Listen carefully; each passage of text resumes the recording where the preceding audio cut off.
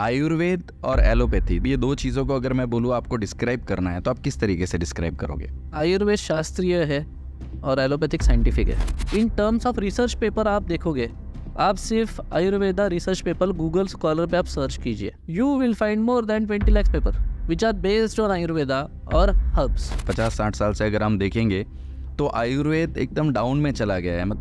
I don't blame people for that, I blame our own fraternity. आप आज के generation के हिसाब से उनकी ज़रूरतें क्या है वो समझ कर आप आपका प्रोडक्ट नहीं बनाओगे, तब तक वो सामने वाले को नहीं समझेगा कि आप जो दे रहे हो सोना है, मिट्टी है या कुछ फेक चीज़ें हैं।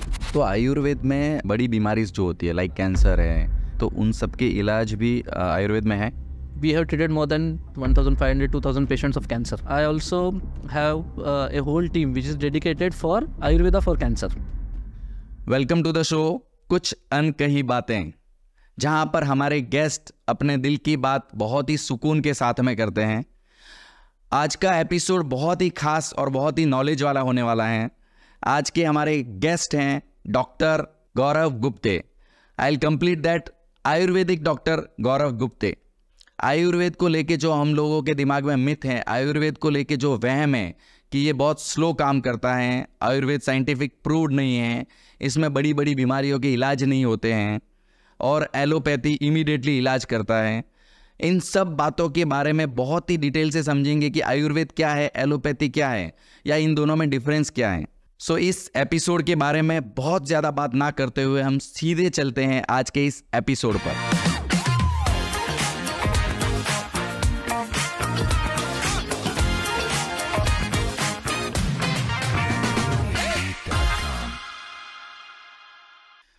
वेलकम टू कुछ अनकही बातें गौरव सर।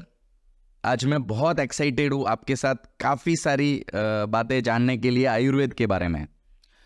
जनरली आयुर्वेद के बारे में मेरे भी बहुत सारे मिथ थे, बट मैं जब कुछ साल पहले हमारी फैमिली के एक छोटे से बच्चे को लेके आपके पास में आया था, जिसको डॉक्टर ने बोला था कि इसका ऑपरेशंस करना ही पड़ेगा। टेक्निकली आई डोंट नो कि वो ऑपरेशंस किस चीज़ का था, बट उसके बाद उसका ट्रीटमेंट आपके पास किया और आज वो बच्चा एकदम स्वस्थ और तंदुरुस्त है और उसको कोई प्रॉब्लम्स नहीं है। तो आयुर्वेद के बारे में दो चीज़ें हैं सर जो मैं स्पेशली आपसे जानना चाहता हूँ। सबसे पहला कि आयुर्वेद बहुत स्लो काम करता है, और दूसरा आयुर्वेद साइंटिफिकली अप्रूव्ड नहीं है, मतलब साइंस उसमें बिलीव नहीं करती है। तो इसके बारे में आप क्या कहेंगे? भरत भाई, first of all thanks a lot कि I am honoured, I am privileged कि आपके साथ बैठा हूँ और आपको शेयर कर रहा हूँ कि एक्चुअली आयुर्वेद किस तरीके से, आयुर्वेद के नुआंसेस क्या है या फिर मेरी जर्नी आयुर्वेद में कैसी है। If I am not wrong, you are talking about the बच्चू जैसे जिसे लंग्स के बारे में थोड़ा सा और गले के बारे में कुछ इशू था और उसको ऑपरेशन सजेस्ट किया। मैं राइट? Right sir. यस। तो यस, वो तकरीबन बच्चा एक 15-20 दिन की उम्र का था जब भी आपके घर वालों से वो एक्चुअली मेरे यहाँ पे आया था, और it was a very challenging case.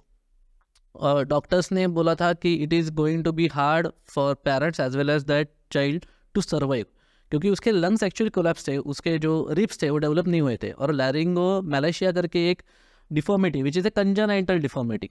So the for people who are actually listening, congenital deformity यानी जो चीज़ें जन्मतः प्रॉब्लमेटिक रहती है किसी भी बच्चे में, तो उसके लिए सर्जरी ही बोला गया था, और उस पर्टिकुलर केस में सर्जरी की पॉसिबिलिटी सक्सेसफुल होने की इट वाज लेस देन 15%। तो वो parents they had already lost the hope. और जब भी वो आए, मैंने नाड़ी परीक्षण किया, एकदम छोटा बच्चू था 15-20 डेज़ का, लेकिन सैल्यूट टू द पेरेंट्स कि उन्होंने संयम रखा, बहुत अच्छे तरीके से हमने जो चिकित्सा चालू की वो बराबर से उन्होंने की। Now he is about 4 or 5 years old. He is absolutely living a normal life. Right. जो कुछ हम लोगों ने उसके लिए चिकित्सा की वो प्योरली आयुर्वेदिक थी।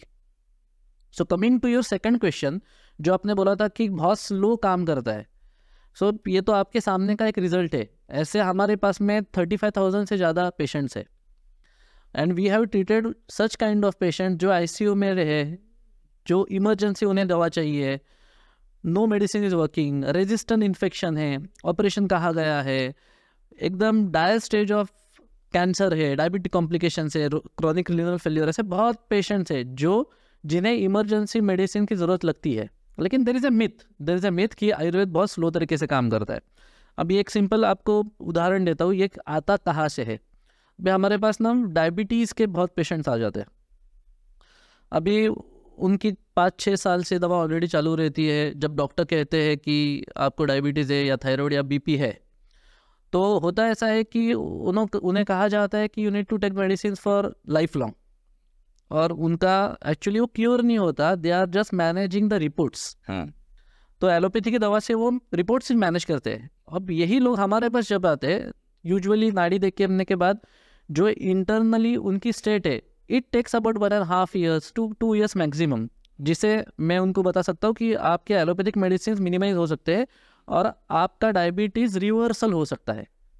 तो अभी there is a option with them to take allopathic medicine for life long, या 2 साल के लिए आयुर्वेदिक मेडिसिन लो और दवाइयों से छुटकारा पाओ। तो माइंडसेट ऐसा बनता है, अरे 2 साल कौन दवा लेगा आयुर्वेद का। Now this is the difference in the context, ये पर्सपेक्टिव अलग है लोगों का। सो आई डोंट थिंक कि आयुर्वेद बहुत स्लोली काम करता है, फास्टली काम करता है। It acts in appropriate way. Ultimately किस तरीके से काम करता है, कौन सी दवाई इस्तेमाल कर रहे हैं, डायग्नोसिस कितना है जिसे व्याधि विनिश्चय कहते हैं, वो किस तरीके से, उसका प्रिसीजन क्या है, ये बहुत सी चीज़ें वैद्य के ऊपर निर्भर रहती है। और आपने कहा सेकंड क्वेश्चन कि Ayurveda is not scientific enough, तो साइंटिफिक की परिभाषा क्या है? साइंटिफिक इज लाइक कि जैसे जो आप बोल रहे हो कि साइंस विज्ञान उसको नहीं मान रहा, मतलब इट इज़ लाइक पब्लिक के मन में एक ये सवाल रहता है कि एलोपैथी है, मैं दवाई लूंगा तो मैं इमीडिएटली मुझे थोड़ा सा बेटर फील हो जाएगा, बट आयुर्वेद में मुझे ऐसा नहीं होगा। तो उसके बारे में टू मूव अहेड, साइंटिफिक, तो there is a framework for definition of being scientific. Scientific यानी क्या? अगर कोई चीज़ एक स्पेसिफिक तरीके से एक फ्रेमवर्क से हम लोग कर रहे हैं और कंसिस्टेंटली उसको रिजल्ट्स मिल रहे हैं, so that should be considered as scientific in a first aspect. Maybe ऐसा होता है कि आप कुछ ऑब्जर्व कर रहे हो इफेक्ट, वो कंसिस्टेंटली आ रहे हैं, लेकिन उसके पीछे का लॉजिक आपके फ्रेमवर्क के हिसाब से मैच नहीं हो रहा है। So then that is not the problem of that process ना, वो तो अपने लॉजिक की मर्यादा है कि हम लोग अपने लॉजिक में वो रिजल्ट बिठा नहीं पा रहे। राइट, बराबर। अभी जैसे कहा जाता है कि बीपी की दवा तो ज़िंदगी भर लेनी है, हमारे पास कितने पेशेंट्स हैं बीपी दवा छूट गई है, कुछ प्रॉब्लम नहीं है। अभी वो एलोपैथी के डॉक्टर के फ्रेमवर्क में वो बैठे नहीं, ऐसा कैसे हो सकता है? So that doesn't make Ayurveda और any other science non scientific. This is first part to your question. Secondly, अगर in terms of research paper आप देखोगे, आप सिर्फ Ayurveda research paper Google scholar पे आप सर्च कीजिए, you will find more than 20 lakhs paper which are based on Ayurveda और herbs। Ayush portal करके गवर्नमेंट ऑफ इंडिया का एक साइट है, वहाँ पे more than 700 journals, publish journals है, जहाँ पे लाखों रिसर्च पेपर्स उपलब्ध है आज भी। So what does that mean? This is a propaganda. There is a whole big lobby. ये लॉबी को उनकी खुद की इंडस्ट्री चलाने के लिए they need patience to consistently in a patient mode। okay, so there are multiple factors जहाँ पे ये प्रोपेगेंडा होता है कि आयुर्वेदिक साइंटिफिक नहीं है, आयुर्वेदिक मेडिसिन वैलिडेटेड नहीं है, but that is not the fact. आप आज कहाँ भी जाइए, Chinese traditional medicine, Ayurvedic medicine, there are lot of research which is going on, there are many people who are involve. एक राज आश्रय भी पिछले 10-12 सालों से मिल रहा है आयुर्वेद को, बहुत अच्छे लोग काम कर रहे हैं, बहुत साइंटिफिक तरीके से काम कर रहे हैं। डेफिनेटली प्रोपेगेंडा तो होने वाला है। This is the fight against lobbies. तो क्या कारण है कि पिछले लास्ट काफ़ी साल से, मतलब 50-60 साल से अगर हम देखेंगे तो आयुर्वेद एकदम डाउन में चला गया है? मतलब आयुर्वेद को लेके एक लोगों की, अगर आप पिछले जनरेशन की सुनोगे ना, तो एक मेंटेलिटी है कि आयुर्वेद मतलब कुछ पूड़ी बांध के दे देंगे और वो 4 पूड़ी ले लेनी है। लाइक मैं जनरली आयुर्वेद के बारे में जब पहले सोचता था तो इस टाइप की मेंटेलिटी आती थी, बट जब मैं आपसे मिला तो मुझे लगा कि आयुर्वेद का डेप्थ क्या है, तो वो मुझे समझ में आया, and that is actually inspired me to take interview of yours. Like I don't blame people for that, I blame our own fraternity for the same. इसका कारण ऐसा है कि अगर आप आज के जनरेशन के हिसाब से, जो आपका ऑडियंस है या फिर आपका जो टारगेट क्लाइंट है, उनकी नीड्स, उनकी ज़रूरतें क्या है, वो समझ कर आप आपका प्रोडक्ट नहीं बनाओगे या उसका पैकेजिंग उस तरीके से नहीं करोगे, तब तक वो सामने वाले को नहीं समझेगा कि आप जो दे रहे हो सोना है, मिट्टी है या कुछ फेक चीज़ें हैं। Right. So I don't blame them. Secondly, there is also some sort of education system which is actually impounded on us. जिस तरीके से 1-2 जनरेशन्स पहले जो पढ़ाया गया था, जो कुछ इंडियन है ना वो सब झूठ है.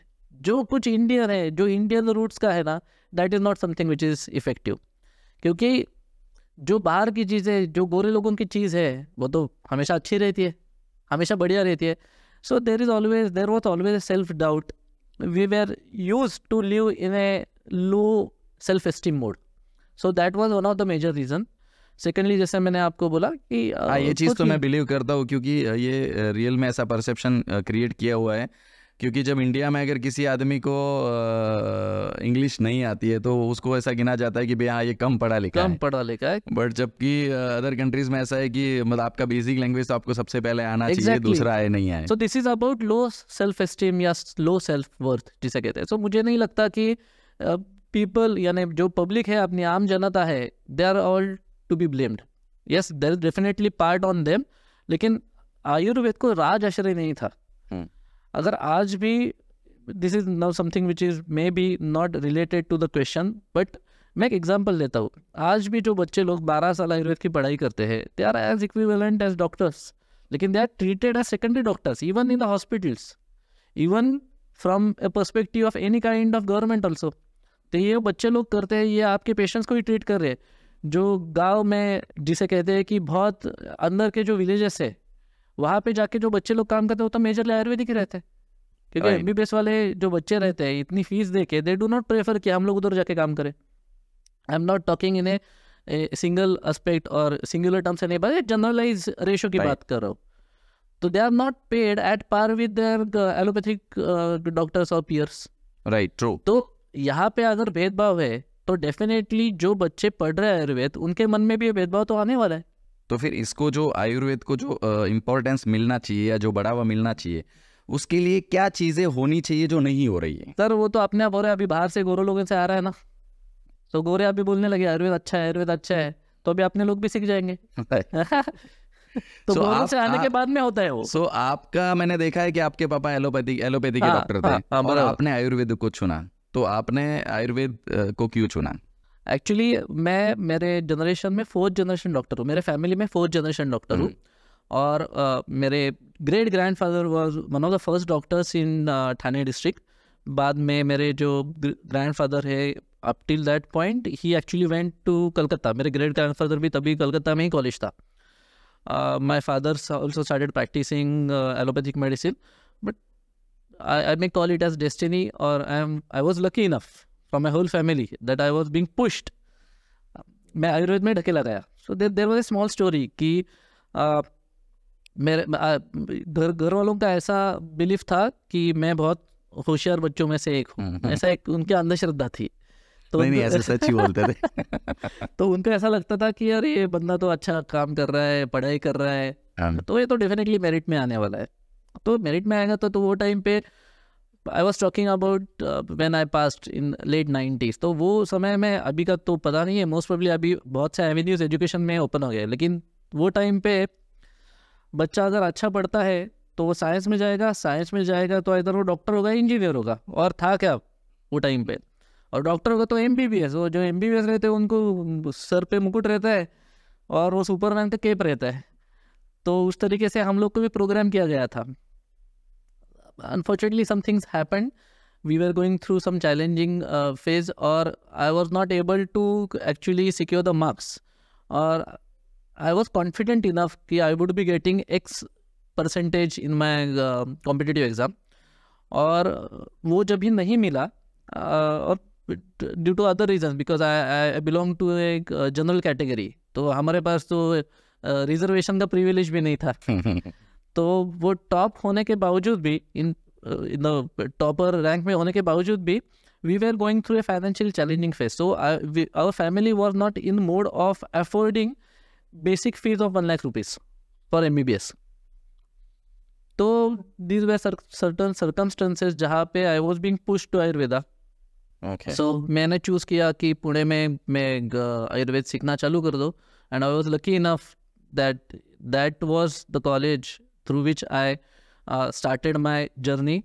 और कुछ चेन रिएक्शंस ऐसे होते गए कि आई stumble upon my Guru and I was lucky enough, blessed enough that he accepted मी। और वहाँ पे मेरी एक्चुअली गुरु शिष्य परंपरा चालू हो गई। सो हम लोग कॉलेज तो जाते थे, no hard grudges to college, college तो अपने काम से करता है, लेकिन इन्हें प्रोफेशनल कॉलेज एक लिमिटेशन रहता है कि कॉलेज आपको क्या क्या देगा। राइट। सो आयुर्वेद में तो जो कुछ पढ़ाया जाता है ideal in terms of college, that is not enough to secure a good seat in creating a good practice. तो आयुर्वेद जैसे हर एक भारतीय शास्त्र में है, आयुर्वेद तो गुरु शिष्य परंपरा से ही पढ़ाया जाना चाहिए। ग्रेट। अब ये आयुर्वेद और एलोपैथी दो चीज़ें हैं, मतलब ये दो चीज़ों को अगर मैं बोलूँ आपको डिस्क्राइब करना है तो आप किस तरीके से डिस्क्राइब करोगे? आयुर्वेद शास्त्रीय है और एलोपैथिक साइंटिफिक है। अगर मैं आपको कहूँ कि आप जर्मन लैंग्वेज में आप मराठी को एक्सप्लेन कीजिए, you won't be able to explain that, क्योंकि जर्मन लैंग्वेज का जो फ्रेमवर्क है that is quite different from Marathi language. तो ये दोनों का फ्रेमवर्क ही अलग है। तो एक पर्सपेक्टिव से, एक फ्रेमवर्क से you won't be able to explain another science. अगर आपको एलोपैथी सीखना है तो एलोपैथी का ही फ्रेमवर्क इस्तेमाल करना चाहिए। अगर आपको अच्छे तरीके से आयुर्वेद समझना है, इम्प्लीमेंट करना है और उसका इम्पैक्ट आपके खुद के या दूसरों के लाइफ के ऊपर करना है, तो आपको आयुर्वेदिक पर्सपेक्टिव से, आयुर्वेदिक फ्रेमवर्क से ही सीखना चाहिए। बहुत बार ऐसा होता है कि एक यूजुअल कंट्रोवर्सी रहती है, या फिर ऐसे बोलते रहते हैं आयुर्वेद वाले कुछ नहीं है, आयुर्वेद वाले हमारे लोग बोलते हैं अरे एलोपैथी में कुछ नहीं है, वो तो सिर्फ सिम्टोमेटिक रिलीफ देते हैं। एलोपैथी वाले बोलते हैं वो तो फेक साइंस है, वो 5000 पुरानी चीज़ थोड़ी ना अभी काम करेगी। ऐसे यूजुअली कन्वर्सेशंस या डिबेट्स चालू रहते हैं। लेकिन what I have observed is ये डिबेट्स दे आर लाइक, जो छोटे बच्चे रहते हैं, पता है आपको कि वो एक बच्चा बोलता है कि अरे मेरे पिताजी इतने बढ़िया है, इतने भारी है, उनके पास मर्सिडीज है। तो दूसरा बच्चा रहता है थर्ड स्टैंडर्ड में, अरे तो कुछ भी नहीं है, मेरे पापा के पास तो लैम्बोर्गिनी है। ये सब ऐसा बचपन में है। तो बचपन में ठीक है सब चीज़ करना, तो you are now grown up, you are somebody who has a responsibility. तो आपकी एक रिस्पॉन्सिबिलिटी है कि अब आप साइंटिफिक तरीके से, रैशनल तरीके से कन्वर्स करो। This is not which was happening few years back. अभी कुछ ऐसी चीज़ें चालू है जहाँ पे इंटीग्रेटेड लेवल पे एटलीस्ट लोग एक across the table they are ready to converse, they are ready to share their ideas कि किस तरीके से काम कर रही है साइंस, किस तरीके से शास्त्र काम करता है। राइट। आयुर्वेद और allopathy they are different sciences, but the intention is very good. हर एक शास्त्र को या साइंस को ह्यूमन बीइंग या किसी को तरीके के लिए, उन्नति के लिए ही तैयार किया गया है ना, टू सेव पेशेंट्स। बट एक सबसे बड़ा चैलेंज तो इसमें यह है कि किसी भी आदमी को आज की डेट में अगर ट्रीटमेंट लेना है तो उसको फास्ट रिजल्ट चाहिए। तो ये फास्ट रिजल्ट के लिए आयुर्वेद में कोई पॉसिबिलिटीज है या नहीं है? सो फास्ट रिजल्ट्स का डेफिनेशन क्या है? जैसे मैंने पहले बोला, मैं आई विल जस्ट कंटिन्यू, कि अगर डायबिटीज़ वाला बंदा है जिसको बोला गया है कि ज़िंदगी भर आपको दवा लेना है एलोपैथी का, और वहाँ पे ट्रीटमेंट नहीं है, वहाँ पे सिर्फ मैनेजमेंट है, वो सिर्फ रिपोर्ट्स को मैनेज कर रहे हैं, और वही बंदा आता है और उसे कहा जाता है आयुर्वेद में 1.5-2 साल आप बराबर से दवा लो, देयर इज हाई पॉसिबिलिटी कि आपका रिवर्सल होगा। वैसे रिपोर्ट्स भी है, वैसे पेशेंट्स भी है। तो पेशेंट को क्या लगता है कि अरे 2 साल लगेंगे, वो तो बहुत स्लो काम कर रहा है। बट अगर आप रैशनली सोचेंगे तो जल्दी कौन काम कर रहा है? वो 5 मिनट में शुगर कम करने वाली दवा नहीं है, वो तो रूट कॉज से काम कर रही है ना। So this is one of the perspective. This is you are talking about the जो लॉन्ग टर्म लंबी बीमारी है उसके बारे में। अगर मैं शॉर्ट बीमारी की बात करूँ कि आज मुझे बुखार आ गया है, मुझे हेडेक की प्रॉब्लम है, मुझे गैस्ट्रिक की प्रॉब्लम है, तो आज मैं इमीडिएटली अगर कोई मेडिसिन ले लेता हूँ तो मुझे एक बार के लिए, या मैं इंजेक्शन ले लेता हूँ तो मुझे इमीडिएटली रिलीफ मिल जाता है। कल का केस बता दो। कल a lady came to my clinic और she was not able to work properly. उनका साइटिका का प्रॉब्लम हो गया था, और उसके साथ में उसका हस्बैंड और उसका एक बेटा था कॉलेज गोइंग। सो वो उसको कंधे पर सपोर्ट लेके आए थे, क्योंकि शी ट्रस्टेड मी, वो पहले से ही अपने पेशेंट थे। वो बोले कि गौरव भैया आप कुछ भी करो, आप रुको मेरे लिए। I waited for her at 11 PM in the night. लेकिन मैं, वो चेंबूर से आने वाली थी, वो मैं उनके लिए रुका और मैंने नाड़ी परीक्षण की। मैंने उनको बोला don't worry, you are getting to get better within 10 minutes. जाते हुए वो चल की गई, her pain were vanished. 90% pain resolve हो गया था विद इन 10 मिनट्स।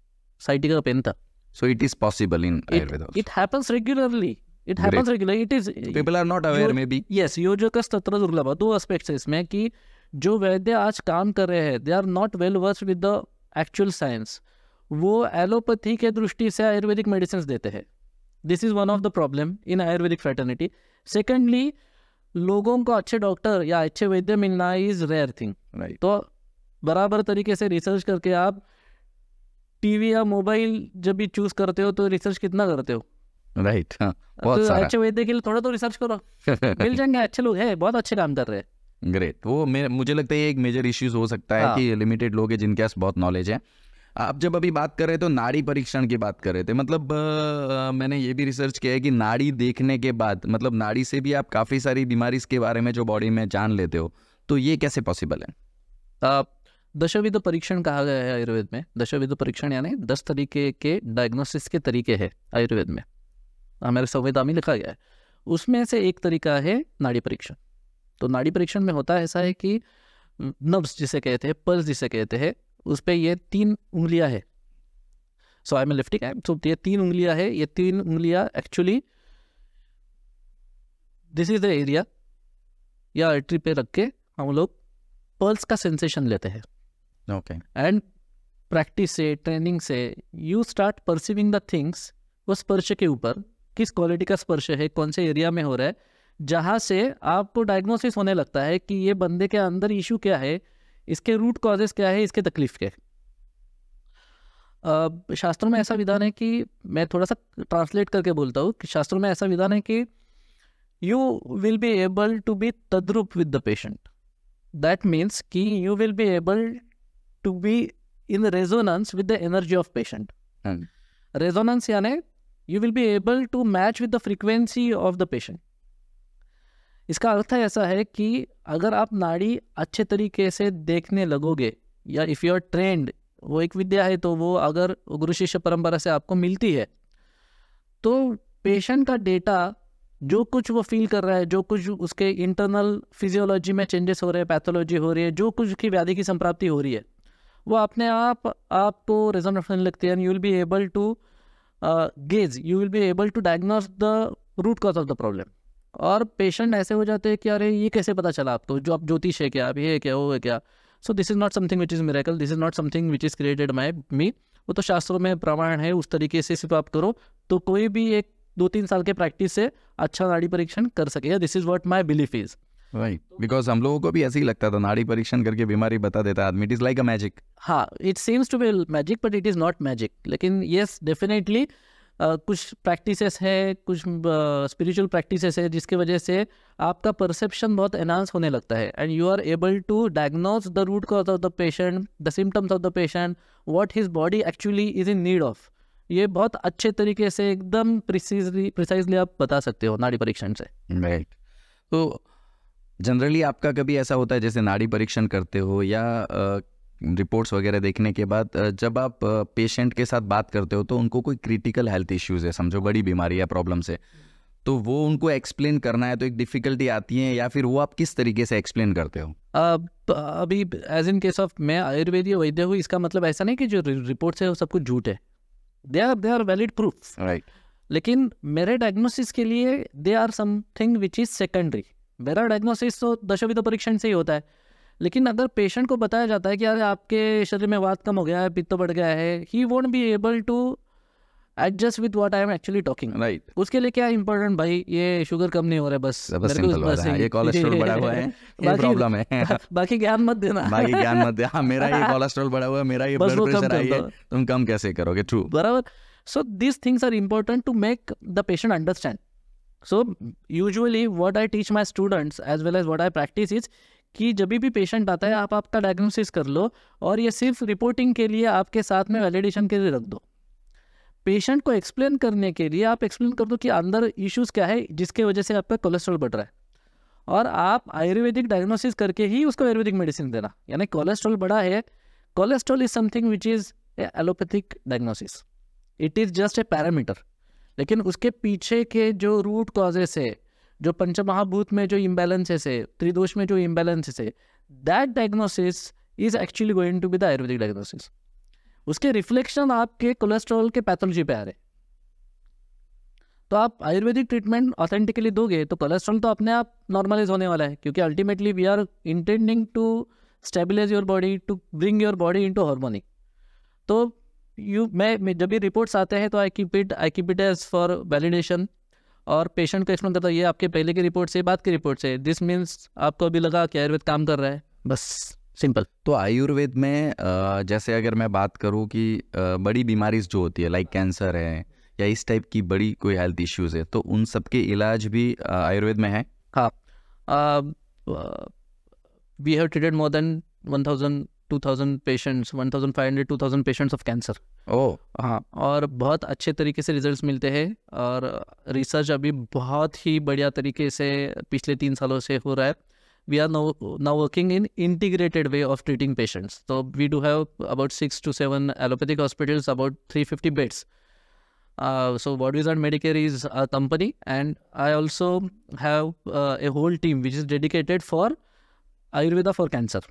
जो कुछ पेशेंट्स आते हैं अल्टीमेटली वो पेशेंट्स अभी भी स्ट्रीम ऐसे पेशेंट्स के तरीके वो 4 कैटेगरी में है, कि बहुत से पेशेंट ऐसे होते हैं कि जो कहते हैं कि अभी कैंसर तो डिटेक्ट हो गया है, एलोपैथी के डॉक्टर कुछ ना कुछ दे रहे हैं, तो अभी कीमो के रेडिएशन के बहुत साइड इफेक्ट्स है, वो कम करने के लिए how we can help them, उस तरीके के पेशेंट आते हैं। दूसरे तरीके के पेशेंट आते हैं जो बोलते हैं कि हमें कुछ नहीं करना है एलोपैथी का, आप जो कुछ है आप संभालिए। इस तरीके के पेशेंट आने लगे हैं। कुछ पेशेंट ऐसे होते हैं कि जो जा रहे थे टर्मिनल स्टेज, उन्हें पैलेटिव केयर है, ऐसे पेशेंट्स की लॉन्जिविटी, क्वालिटी ऑफ लाइफ बढ़कर 2-2, 3-3 साल तक हो, we are able to provide them with good quality of life.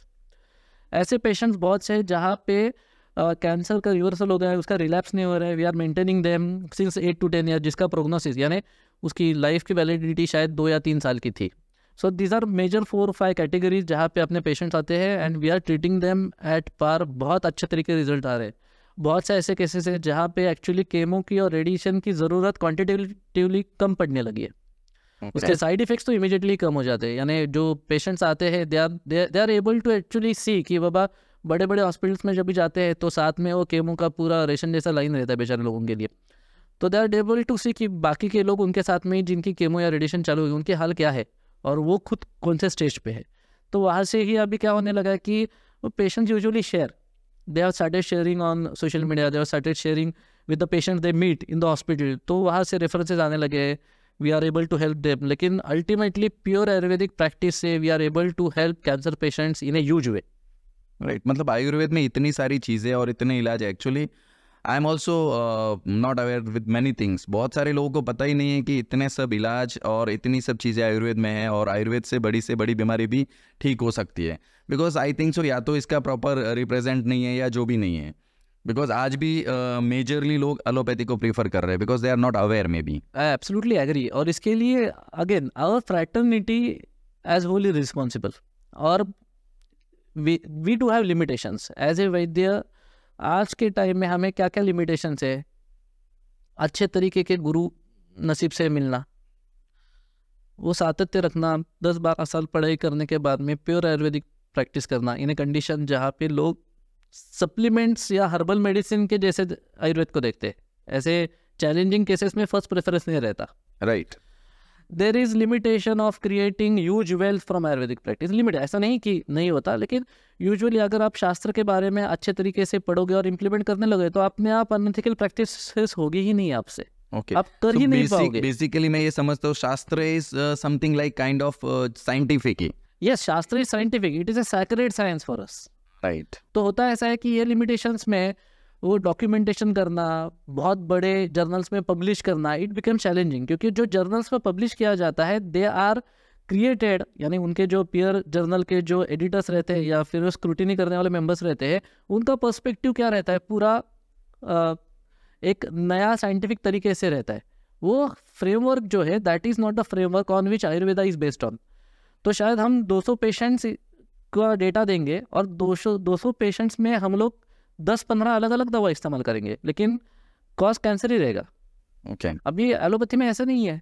अगर फॉर एग्जांपल मलेरिया करके एक डिसीज़ है, तो मलेरिया का रिसर्च कैसा होता है, क्लोरोक्विन करके एक दवा है, उसको 200-300 पेशेंट्स में उन्होंने चेक किया और वैलिडेशन हो गया ऐसा है, चलो ये बढ़िया दवा है।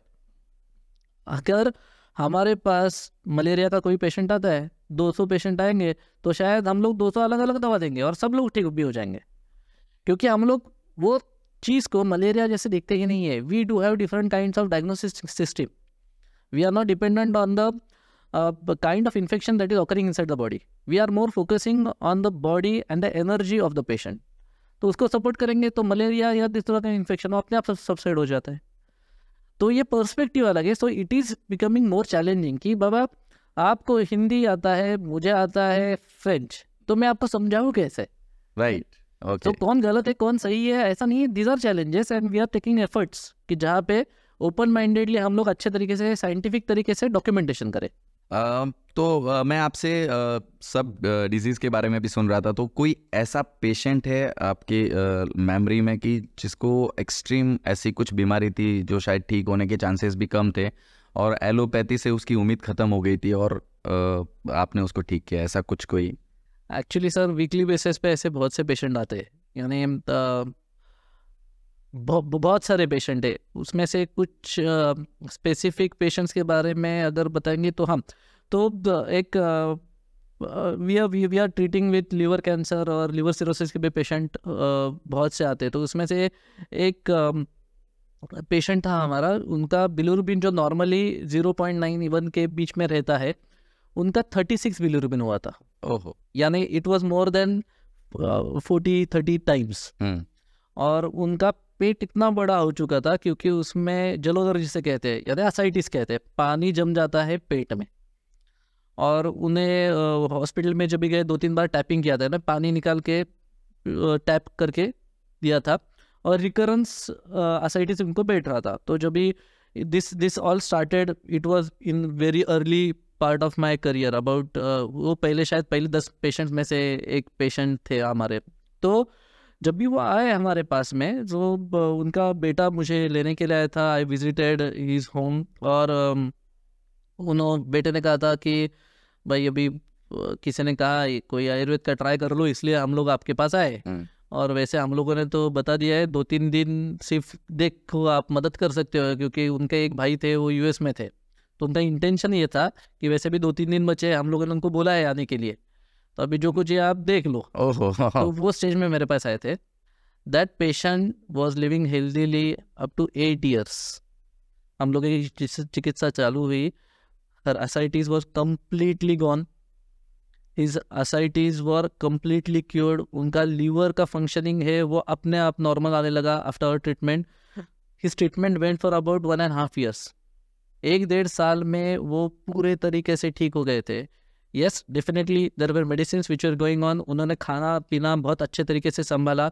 He was living absolutely healthy life for next 7 years. जिनको बोला था कि 2-3 दिन सिर्फ आप जिंदा रहने वाले. 2-3 दिन जो आदमी सिर्फ जिंदा रहने वाला है, ऑलमोस्ट वो क्लियर था. और उसके बाद उसने 7 साल के लिए unfortunately he passed away with heart attack, not because of later on. Okay, right.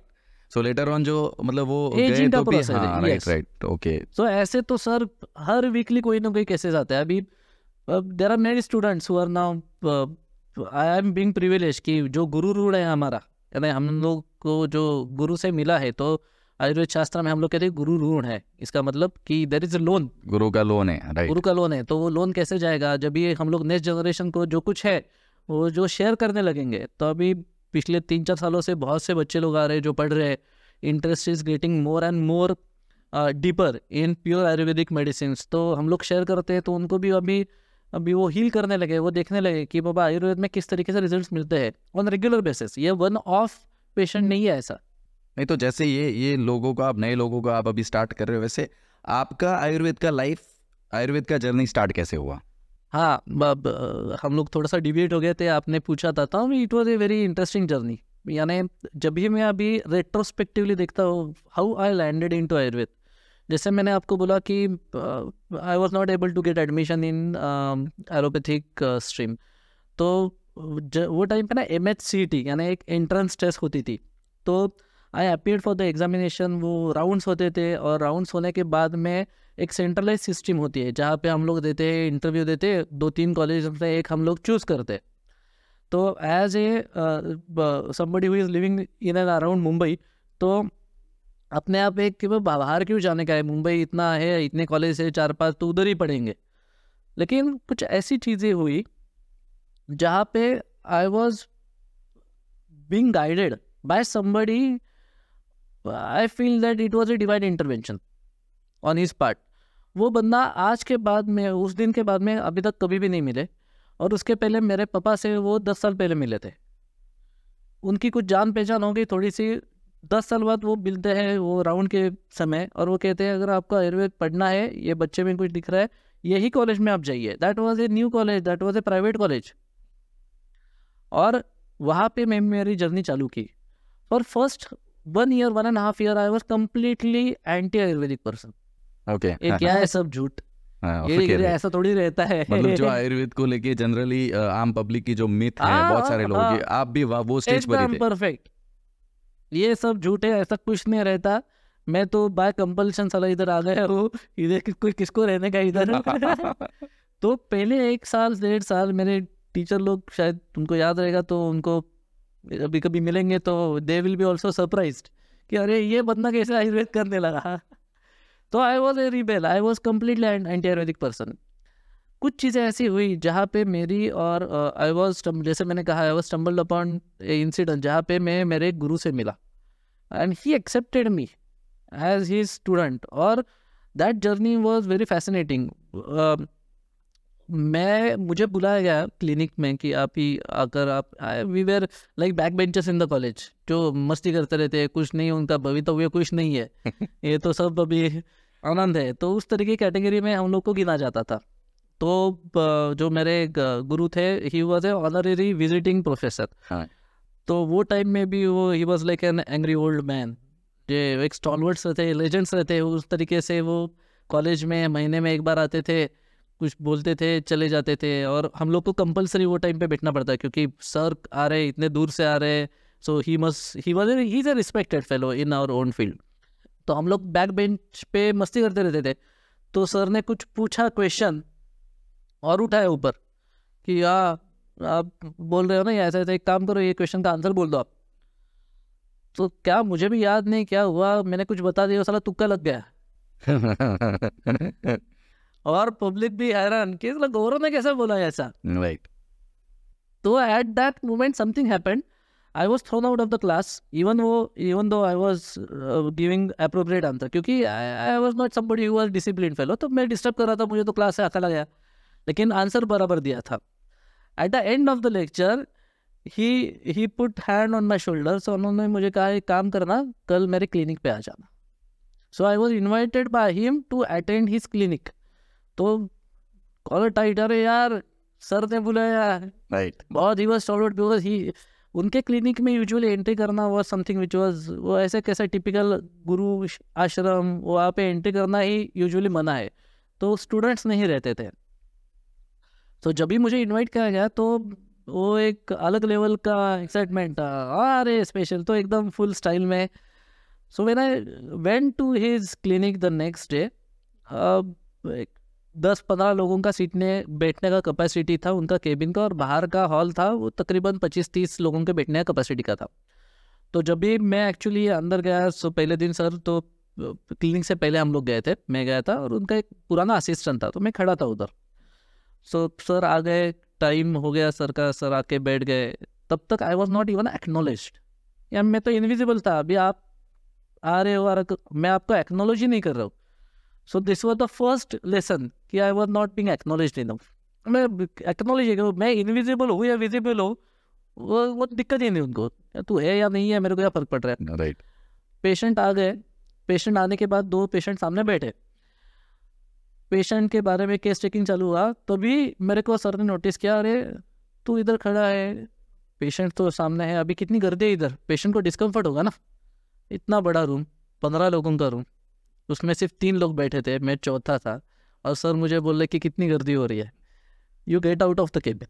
So I was thrown out of the cabin.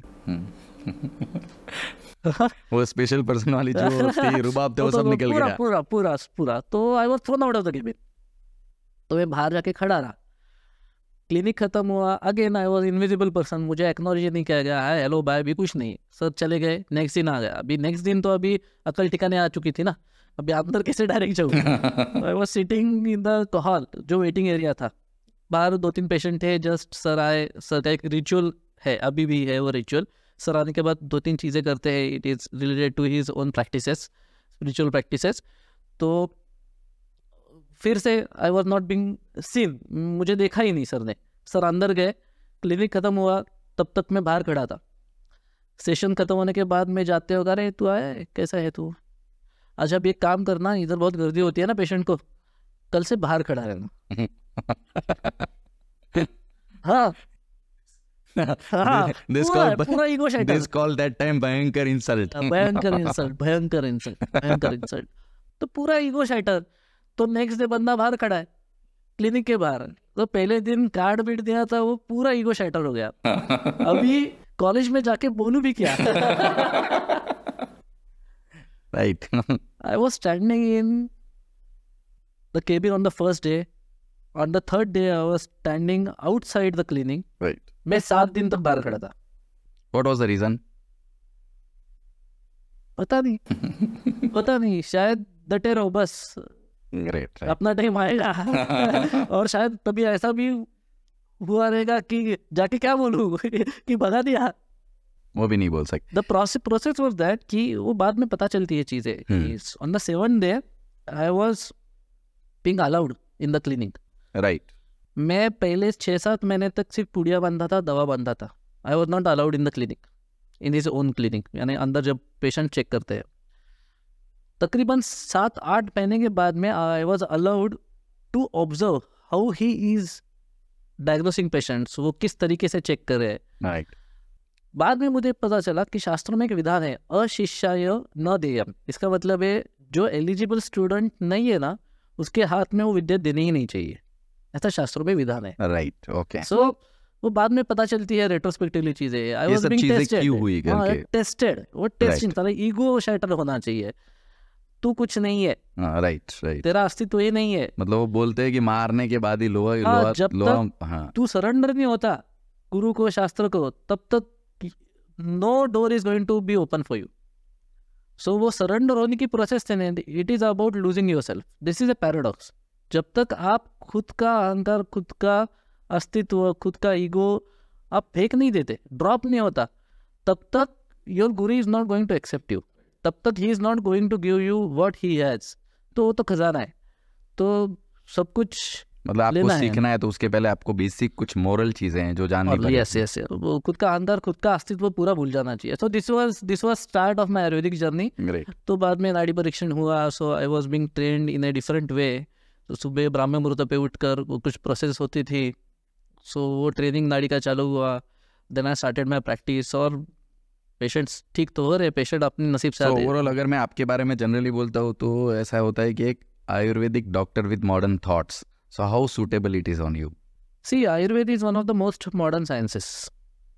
As right now we are explaining, but एक जो जैसा हमारा कन्वर्जेशन चल रहा है कि परसेप्शन एक create है, आयुर्वेद इज लाइक जो एक बहुत पुराने जमाने की कुछ चीज़ें हैं दैट कॉल आयुर्वेद, तो ये एक दिमाग में फिट बैठा हुआ है लोगों के।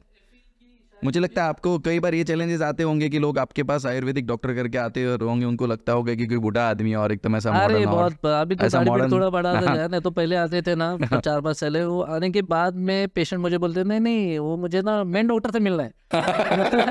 So that is what perception is created के आयुर्वेद का मतलब ये हुआ है कि कोई मॉडर्न आदमी वो नहीं, आयुर्वेद मतलब ऐसे बिचर दाढ़ी वाला, जिसके पास कोई काम वाम नहीं है ना, जो जनरल डॉक्टर नहीं बन पाया वो आयुर्वेदिक डॉक्टर बन जाएगा। That is what mentality actually. Yes. और एक ऐसा ही इंस्टेंस बताता हूँ। कैसा होता है कि ना एक परसेप्शन रहता है। अभी पेशेंट बहुत से आते हैं, जब तक एक बड़ा हॉस्पिटल, एक रुबाब वाला डॉक्टर जो जरा हर टाइम उनका इंसल्ट ही कर रहा है, ऐसे डॉक्टर के पास जाने की लोगों को आदत हो गई है। होता ऐसा है कि I am not blaming a specific person और स्पेसिफिक पैथी, लेकिन आप ऑब्जर्व करो, इधर बैठे जो टीम मेंबर्स, आप सब लोग ऑब्जर्व करो कि कितने बार आप बड़े हॉस्पिटल्स में जाते हो, डॉक्टर से मिलते हो, और कितने बार आपका डॉक्टर आपको टाइम देता है। नहीं हो रहा है, ये नहीं हो रहा है। राइट, ट्रू, नहीं हो रहा है। They are not giving you justice as a patient. अगर कोई पेशेंट अपने डॉक्टर को क्वेश्चन पूछता है तो doctor feels insulted. This is not the way patient should be treated. They are human beings. वो बेचारे प्रॉब्लम में इसलिए डॉक्टर के पास आते हैं ना. तो डॉक्टर एक्सप्लेन नहीं करते क्या प्रॉब्लम है. Doctor are not empathic enough to understand what the patient is going through. Doctors are not concern about कि what exactly is needed. Secondly commercial pressures रहते हैं डॉक्टर्स पे. ये तो बड़ा इशू है अभी.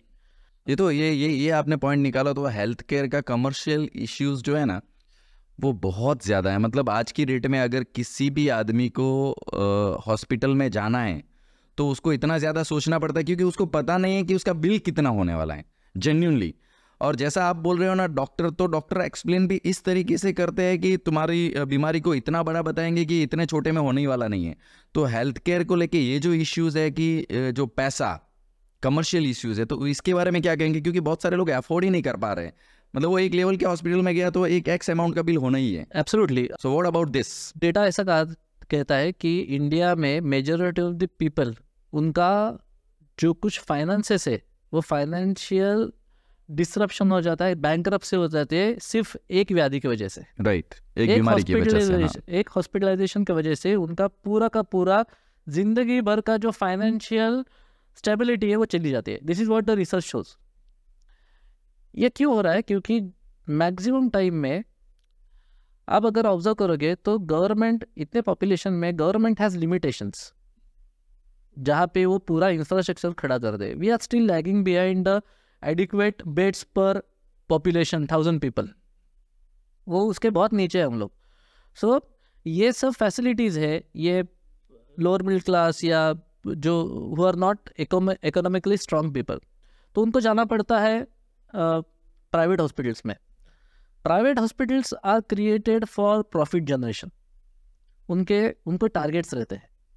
अगर 10 पेशेंट आते हैं तो उनको फॉर एग्जांपल उनको X% पेशेंट्स का ऑपरेशन करवाना ही है, नहीं तो उनका टारगेट पूरा नहीं होगा. This is something which is a fact. ये बड़े बड़े हॉस्पिटल्स में यही होता है. सेकंड होता है कि जो डॉक्टर बैठा रहता है उसका प्रैक्टिस कट देने से चलता है या कट लेने से चलता है. Now this is brutal truth. It is like commission cut. मतलब बहुत सारी जगह पे. और ये तो कमीशन का तो बहुत सारा मतलब मेडिसिन में कमीशंस हो गया ये सब विच इज प्रैक्टिकली जिसको खुल के बताया नहीं गया. बट आई थिंक सो सबसे ज़्यादा जो चल रहा है वो यही चल रहा है. ये चोरी है ना सर. अगर मेरे पास फॉर एग्जाम्पल मेरे पास कुछ सुविधा नहीं है और वो आपके पास है या इनके पास है क्योंकि आपका बड़ा हॉस्पिटल है तो आप मुझे क्यों पैसा दे? क्योंकि पेशेंट को आपके यहाँ भेजना है. वो तो मेरे पास नहीं इसलिए आपके यहाँ भेज रहा हूँ ना. अगर ऐसा करना है तो ओपनली लिखिए कि you are empanel doctor of this hospital और जेन्युइनली लीजिए पैसा. चोरी करने की क्या जरूरत है? बट ये तो इतना ज़्यादा डेप्थ में घुस चुका है. उसमें सबसे ज़्यादा जो सफ़र करता है वो आम आदमी करता है. वो that is also because of emotion. अब मैं आपको ये सवाल करता हूँ कि समझो आपके पापा एडमिट हैं या आपके घर का कोई मेंबर एडमिट है और वो थोड़ा सा क्रिटिकल स्टेज पे हैं. अब आप बड़े हॉस्पिटल में जाते हो, बड़े हॉस्पिटल वाले बोलते हैं कि हम लोग ट्राई करेंगे लेकिन इसके लिए 20 लाख रुपए का खर्चा है. बराबर. अब आपके पास दो चीज़ें हो सकती है, या तो 20 लाख आप अरेंज कर सकते हो या आपके पास है तो इमोशनली आप वो 20 लाख रुपया खर्चा करेंगे. तो मेरा सवाल ये है कि ऐसी टाइम पे किसी इंसान को क्या डिसीजंस लेना चाहिए? आपका जो क्वेश्चन है ना वो बहुत इंपॉर्टेंट क्वेश्चन है. उसके बहुत एस्पेक्ट्स है. There are certain commercial aspects, there are certain aspects which are related to common sense, there are certain aspects which are related to practicalities. See, India is a huge country. India में बहुत India है. आप में अब रह रहे हम लोग अर्बन सेंटर्स में.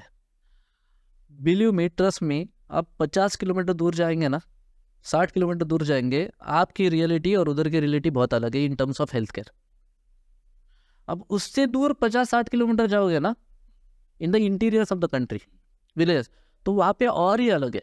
तो ये प्रैक्टिकल डिफिकल्टीज है. उसके लिए right now there is no answer in terms of a singular doctor like me. Institutional level पे बहुत लोग काम कर रहे हैं, गवर्नमेंट लेवल पे बहुत सी चीज़ें हो रही है, इंश्योरेंस आ रहे हैं लोगों को. प्रधानमंत्री योजना है एक इंश्योरेंस की जहाँ पे फैसिलिटीज़ मिलते हैं वो पैसे बचाने के लिए. लेकिन वो 200 किलोमीटर दूर वाला लंबा बंदा रहने वाला है, वो मुंबई आके अगर काम करे तो 200 किलोमीटर्स का जर्नी है. That is not a simple journey for him.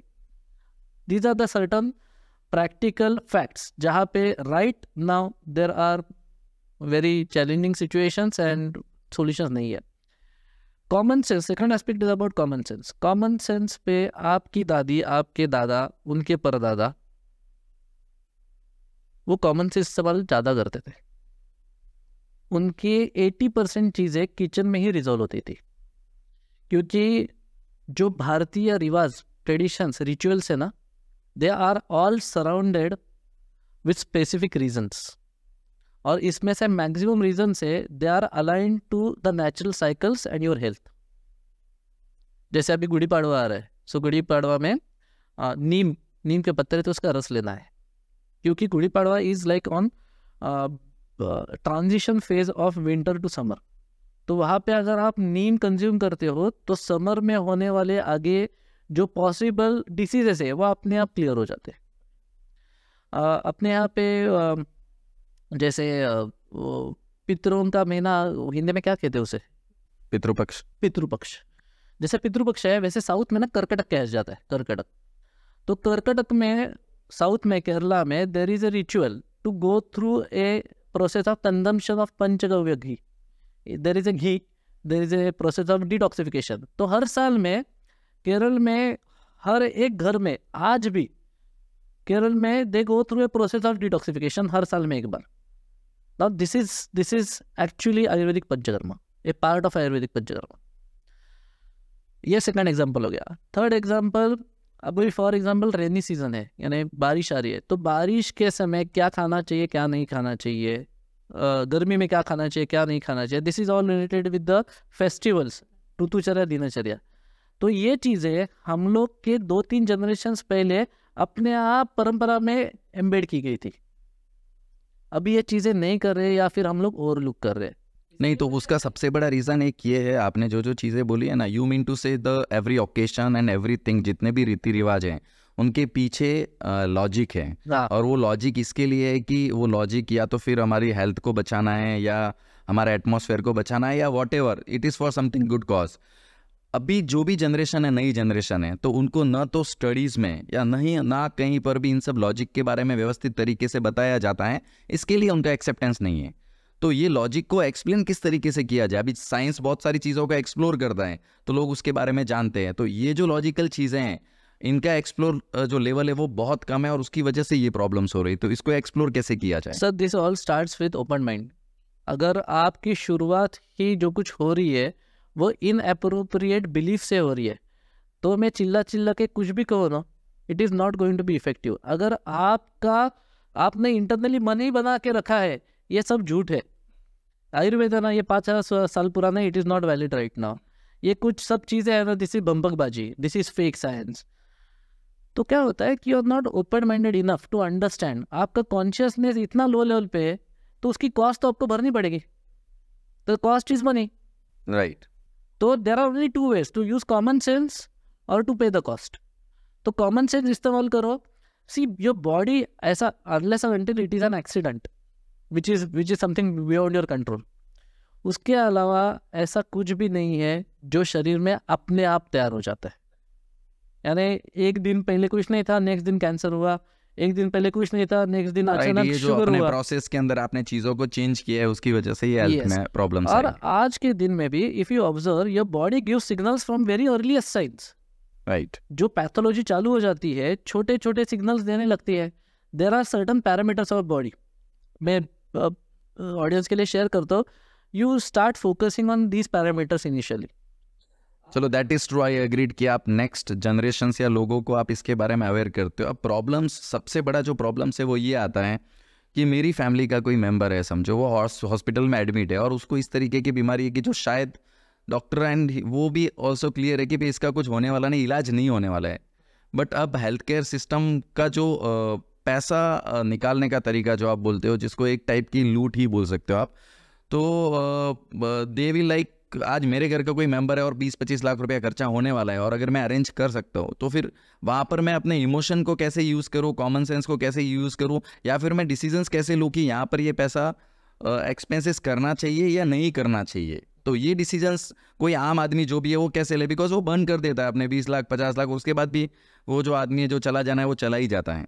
सो ये डिसीजंस लेने के लिए सबसे पहले जो लोग हैं उनको क्या करना चाहिए? ओके, सो जैसे मैंने कहा कि सबसे पहले ना यू आइडेंटिफाई अप्रोप्रिएट पर्सन। आप जो हॉस्पिटल में जा रहे हो, सी टू इट कि आप बहुत डिटेल में आपके डॉक्टर से पूछिए।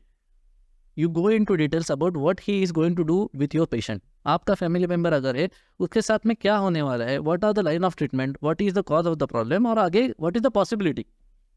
अगर इसके आंसर्स आपका डॉक्टर सही तरीके से नहीं दे रहा है, और if he is reluctant to give the answer, समझ लेना रॉन्ग नंबर है। राइट, मतलब स्पष्ट तरीके से अगर आपको जवाब Absolutely. नहीं दे रहे हैं, करेक्ट, घुमा फिरा के जवाब दे रहा है, तो आप समझ या जाओगे फिर उसका ईगो आ रहा है। पेशेंट क्या कर, डॉक्टर्स क्या करते हैं, अच्छा इतना पूछे, काम करना, ये पीछे बुक है, ये ले लो, आप ही पढ़ लो। No, this is not the way to treat patients. That is true. बराबर है। तो they feel hurt, doctors feel hurt if they are asked questions. So ऐसा कोई डॉक्टर मिल जाए तो समझना साला रॉन्ग नंबर है। Right. Secondly, be open minded and get opinions. Homeopathy है, यूनानी है, आयुर्वेद है, वो फ्रैटर्निटी के अच्छे, ऑथेंटिक, प्रोफेशनल, एक्सपीरियंस डॉक्टर के पास आप जाइए, जो वैद्य है या हकीम है या होम्योपैथिक डॉक्टर है। उनसे भी आप ऐसे एक सवाल पूछिए। You do have a right deep में जाके। अभी मेरे पास बहुत से लोग आते हैं, ऐसे ही घूम के आते लोग, तो उनको मैं यही बोलता हूँ, आपके मन में जो कुछ प्रश्न है वो आप मुझे पूछिए। It's my duty and responsibility to make you निशंक। राइट।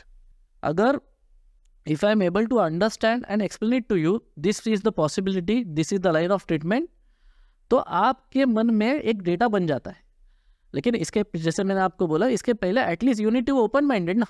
राइट, बट ऑब्वियसली सुनने के लिए, माइंड एक्सेप्ट करने के लिए तैयार होना चाहिए। तो ये है ही नहीं, आयुर्वेद है ही नहीं, होम्योपैथी है ही नहीं, तो you won't be able to at least look at the opportunity. तो अपॉर्चुनिटी कॉस्ट चाहिए, सो रॉन्ग नंबर के लिए ढूंढ लिया। हाँ, तो आपके पास भी कई बार ये तो होता रहेगा ना कि जैसे कुछ पेशेंट्स है जिसका आप इलाज कर रहे हो, काफ़ी टाइम से कर रहे हो, बट जो रिजल्ट आना चाहिए था, जो पेशेंट को एक्सपेक्टेड था, वो रिजल्ट नहीं आ रहा है, और मे बी आपको भी जो एक्सपेक्टेड रहेगा वो रिजल्ट नहीं आ रहा है, मतलब वो बीमारी ठीक नहीं हो रही है। तो उस टाइप के पेशेंट के साथ में आप कैसे डील करते हो? आयुर्वेद में ना बहुत क्लियर कट डिमार्केशन दिया है। व्याधि का निर्धारण करने के लिए चिकित्सा है, तो देर क्लासिफिकेशन कैसा है कि कुछ व्याधियाँ होती है वो सुख साध्य है, विच आर इजीली ट्रीटेबल। कुछ व्याधियाँ हैं जो कष्ट साध्य है, जो पेशेंट को ट्रीट करने के लिए वैद्य को कष्ट देती है। ओके, हाँ हाँ, यानी पेशेंट को कष्ट नहीं होता है, वैद्य को कष्ट होता है, वैद्य को कष्ट होता है ट्रीट करने के लिए। और कुछ व्याधियाँ रहती है जो असाध्य है। तो शास्त्रों में बहुत क्लियर कट विधान आया है कि जो असाध्य व्याधि है उसे बहुत अच्छे तरीके से एथिकल वे में रुग्ण को, या फिर रुग्ण के दूत को यानी उसके फैमिली को, या जिससे लेके आया है, यानी जो रुग्ण को लेके आया है, उसे कन्वे कीजिए। These are the limitations where Ayurveda is going to be effective and where it is not going to be effective. Right. अभी for example there are many of the cases जहाँ पे जो बहुत टर्मिनल स्टेज के व्याधि रहते हैं, जैसे क्रोनिक रीनल फेलियर, जो फॉर एग्जांपल हफ्ते में 3 बार जिनको डायलिसिस करना पड़ता है। अभी बहुत से लोग, अभी मेरे इससे भी बहुत से पेशेंट ठीक हो चुके हैं जो रीनल डिस्ट्रेस में है, जिनके डायलिसिस बंद हो गए। लेकिन वो सुन के रेफरेंस से बहुत लोग ऐसे आ जाते हैं कि जिनमें हफ्ते में 3 बार डायलिसिस चले, और उनके एक्सपेक्टेशन रहते हैं कि अभी डायलिसिस बंद होगा, आयुर्वेदिक दवा लेंगे and we are going to be free from medicine. उनको रियलिटी चेक देना, दैट्स माई रिस्पॉन्सिबिलिटी कि yes there is a possibility, but this is something which is going to be miracle. तो आप ये कालावधि तक चालू रखिए। If your body is not able to respond, then there is no role of continuing with the medicine. So this I feel should be the ethical way to approach. तो क्या रहता है कि पेशेंट के साथ में खेल चलते रहता है। राइट, वही एक्चुअली इसमें प्रॉब्लम्स ये है कि ऐसा नहीं है कि एलोपैथी और हॉस्पिटल में कोई आदमी गया है तो वो वापस ठीक होकर ही 100% आता है, वैसा नहीं है। बट वो मेंटेलिटी ये होती है कि भाई वहाँ पे चला गया तो मैं सेफ हूँ, एक माइंड सेट है। और यहाँ पे अगर मैंने कोई इलाज किया और फिर मेरे को कुछ हो गया है तो फिर मैंने गलत डिसीजंस ले लिया। बराबर। सो वो एक मेंटेलिटी सेट हो गई है। सो this is more about communication and creating trust. तो अगर मैं मेरे पेशेंट को एथिकली ट्रीट कर रहा हूँ, मैं अच्छे तरीके से कम्युनिकेट कर रहा हूँ, there is high possibility that patients को भी कॉमन सेंस रहता है, उनको भी पता रहता है। ये आज के जग में तो हर एक बंदा कनेक्टेड है नेट से, तो उसको पता चलता है भाई ये व्याधि है, इसका पॉसिबिलिटी है। तो बहुत से बार तो आज पेशेंट जब ये आते हैं तो वो उनके बारे में हमसे ज़्यादा ऑलरेडी टेक्निकली जानते हैं कि उनको क्या फेसेज आ रहे हैं, क्या पॉसिबिलिटी आ रही है। राइट। मैंने ऐसा फर्स्ट आयुर्वेदिक डॉक्टर देखा, आई मीन टू से यू, कि जिसको आयुर्वेदिक डॉक्टर होने के बाद भी एलोपैथी के बारे में या फिर जो भी मॉडर्न टेक्निक्स है मेडिकल्स की, हेल्थ रिलेटेड, वो सबसे आप अपडेटेड रहते हो completely most of the time and most of the things. तो आप इन सब चीज़ों से अपडेटेड कैसे रहते हो, नंबर वन। नंबर सेकंड, मेरा ये सवाल है कि मेडिकल इंडस्ट्री या हेल्थ केयर इंडस्ट्री में ऐसा क्या एक्साइटेड चीज़ इन फ्यूचर में लगता है कि जो इन्वेंशन होने वाला है? आप अभी इसका एक कारण है कि मैं कैसे रहता हूँ, because this is part of my training.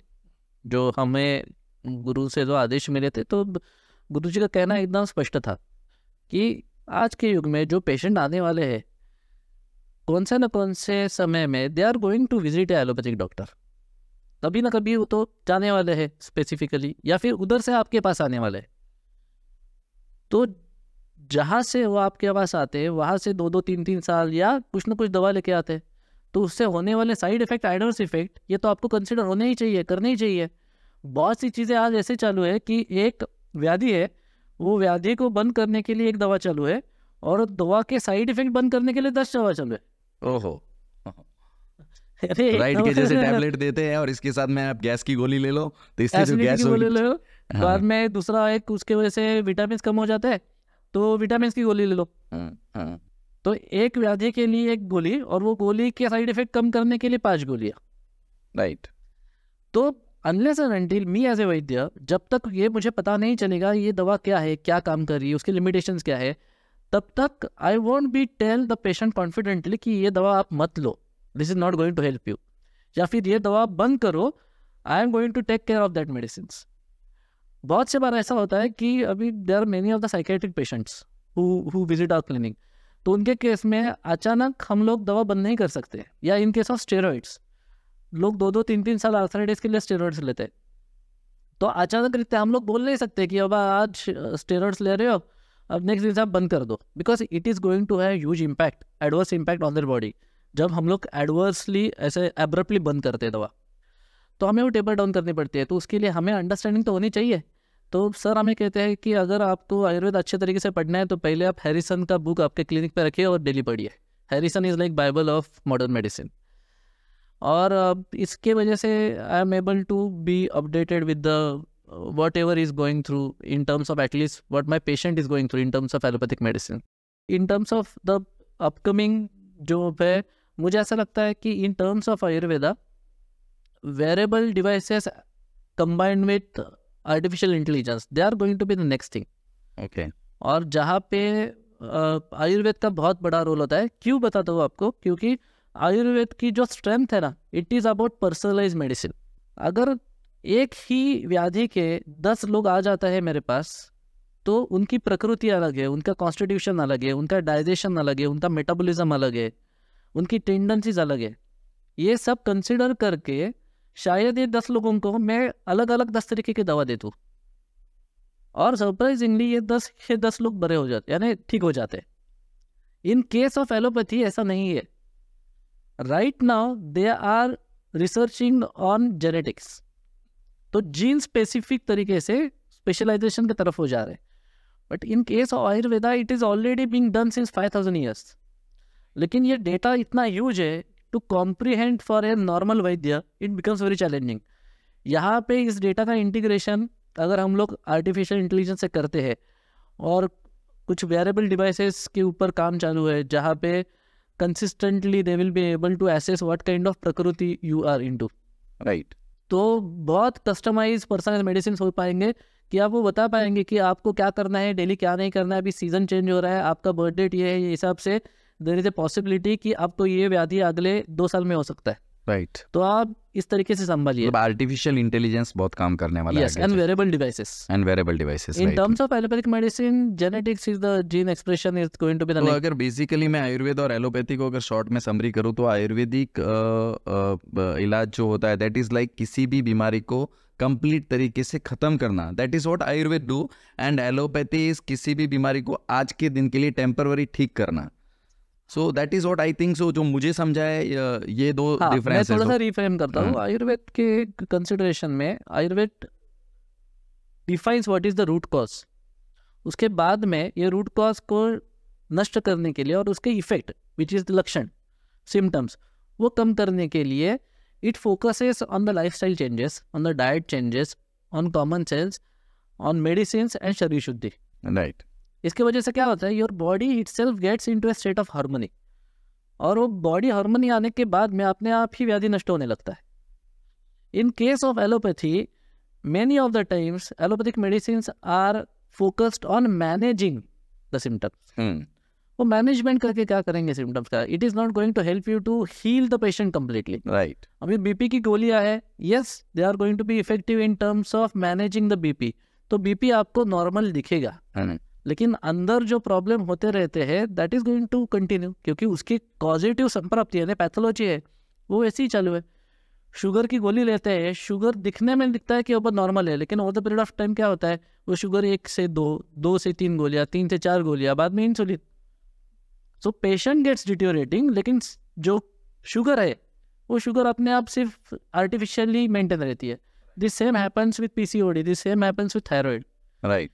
Yes, allopathy का बहुत इफेक्टिव रोल किधर आता है, जहाँ पे बैक्टीरियल इन्फेक्शंस है वहाँ पे इमरजेंसी में इंटीरियर पार्ट्स में कुछ अवेलेबल नहीं है तो एंटीबायोटिक अच्छे काम है। एनेस्थेशिया बहुत बड़ी उपलब्धि है। एलोपैथी ने क्या किया है कि टेक्नोलॉजी को बहुत अच्छे तरीके से अडॉप्ट किया है। Right, true. तो these are certain things which allopathic medicine has actually done very well, and that is sole reason कि आज के दिन में allopathic medicine is playing a vital role in maintaining health of any patient. अभी apart from that, ऐसे मैंने देखा कि आयुर्वेद और एलोपैथी जो है इन सब के नॉलेज और इन सब चीज़ों में मैंने देखा है कि you are perfect, like too much perfect in lot of things, and as a discipline या काफ़ी सारी चीज़ें देखते हो तो उसमें भी आप ऑलमोस्ट परफेक्ट हो, बट घर पे भी आप एक परफेक्ट हस्बैंड हो या नहीं? Actually perfectionism is a myth. So जो आप शायद परफेक्ट ऐसा शब्द इस्तेमाल कर रहे हो, मुझे ऐसा लगता है कि appropriate is the more appropriate word. Appropriate, yes. So मैं बिल्कुल परफेक्ट तो बिल्कुल नहीं हूँ। I am not even trying to be perfect, your perfection is a trap. So yes, you can definitely say कि मैं कंटिन्यूअस प्रोग्रेस में believe करता हूँ। नहीं, दैट इज़ डिफरेंट थिंग। कभी आपको ऐसा लगता रहेगा कि हाँ आप सब चीज़ों में ओके हो, लेकिन जैसे ही आपकी बीवी आपको देखती है तो आपको लगता है कि बहुत सारी चीज़ें मिसिंग है या वो कहीं ना कहीं गलती निकाल देती है आपके अंदर से? I feel that she completes me, तो she compliments me in each and every other way, क्योंकि उसके प्रेजेंस के वजह से actually there are lot of the things which gets in harmony in my life. मैं एक छोटा सा किस्सा सुनाता हूँ। So that incidence actually played a important role in understanding how life works. तो ना मेरा एक बहुत करीबी दोस्त थे, और जब भी कभी he is a very successful fellow in terms of wealth, in wealth creation, in terms of acquiring lots of money. तो उससे बोलते वक्त ना हमेशा ये महसूस होता है, he send such kind of message कि he is a self made man. Yes, definitely he has taken lot of efforts, उसने बहुत मेहनत की है, वो रैक्स टू रिचेस्ट स्टोरी है, लेकिन उसका बिहेवियर है वो I am a self made man, यानी मेरे वजह से सब कुछ हुआ है, I am the person who is actually taking care of all this things. एक ऐसा है, ये भी मेरा एक करीबी दोस्त है। और मेरे एक गुरु बंधु है, he is one of the stalwarts in Ayurveda. उनकी खुद की एक बड़ी कंपनी है, he runs one of the biggest factories in Ayurveda in India, and he is like legend in, he is very senior to me and he is also legend in his own field. और जब भी हम लोग उनसे बात करते हैं तो एक इंसिडेंस उन्होंने नोट किया कि वो और उनका बेटा एक्चुअली ही वेंट टू उनको शूज़ खरीदी करने गए थे।